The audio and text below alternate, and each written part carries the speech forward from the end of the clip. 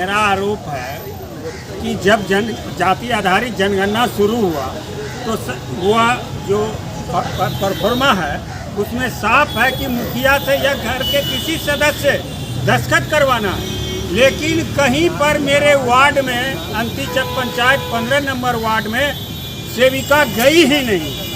क्यों?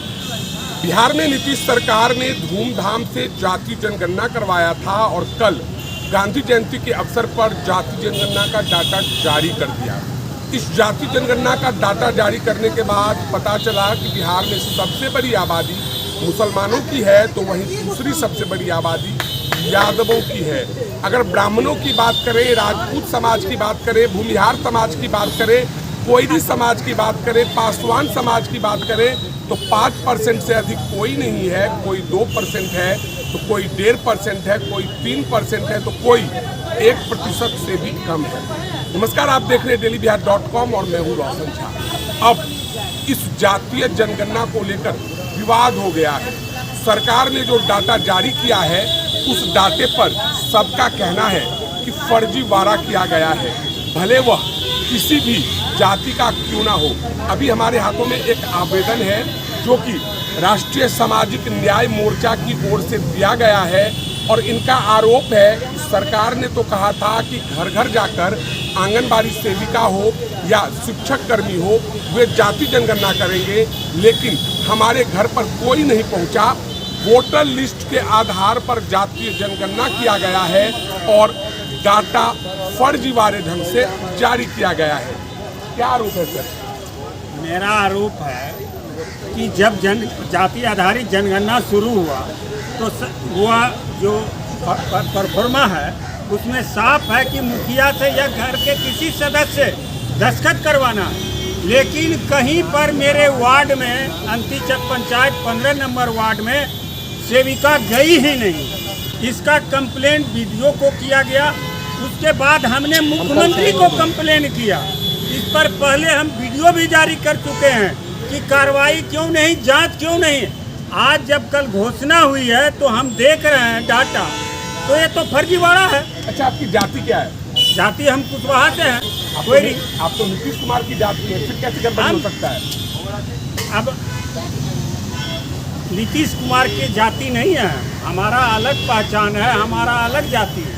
नीतीश कुमार कोयरी है ना, कुशवाहा समाज से नहीं, वह कुशवाहा समाज से नहीं, कुर्मी समाज से है। अब आपको उन्हीं का समाज में दिखाते हैं। फायदा और बेनिफिट लेने के लिए कुर्मी लिखा देता है हम धानुक हैं, और जब फायदा नहीं लेना हो तो धानुक का कुर्मी सब मिला के डाटा दिखाते हैं कि हम इतना %। और जब बेनिफिट आरक्षण का या कोई नौकरी में ये में तो वह धानुक बन जाता है। सवाल ये उठता है कि सरकार की नीयत ही सही नहीं है, अपने पीठ अपने थपथपा रहे हैं। जब हम कंप्लेन किए हैं, मुख्यमंत्री तक को कंप्लेन किए हैं, रिसीव है मेरे पास, लेकिन क्यों नहीं कार्रवाई हुई अभी तक? आपने आवेदन दिया तो उससे कोई कार्रवाई नहीं? कोई कार्रवाई नहीं। अधिकारियों से मिले थे, क्या कहा अधिकारियों ने? कि कोई हमको जवाब नहीं आया है वहाँ से कोई काम करने के लिए। ब्लॉक में वीडियो कहा कि हमको जब आदेश नहीं आया तो हम क्या करेंगे, जो रिपोर्ट हमको दिया हम मान लिए। अच्छा, आपका गांव कहाँ है? अंतिचक पंचायत, अंतिचक विक्रमशिला खुदाई स्थल, जिला भागलपुर। जिला भागलपुर, प्रखंड का। ऐसा काम सिर्फ आपके समाज के लोगों के साथ हुआ या सभी समाज के? नहीं, उसमें सभी समाज के लोग हैं, पासवान भी है, कुम्हार पंडित है, जो बर्तन बनाते हैं। नहीं, ऐसा तो नहीं है कि यादवों की संख्या बढ़ गई है इसलिए आप आरोप लगा रहे हैं? हमको संख्या बढ़ने घटने से नहीं है, जो सच्चाई है उस पर हम आरोप लगा रहे हैं। यह झूठ है, सरासर झूठ है डाटा।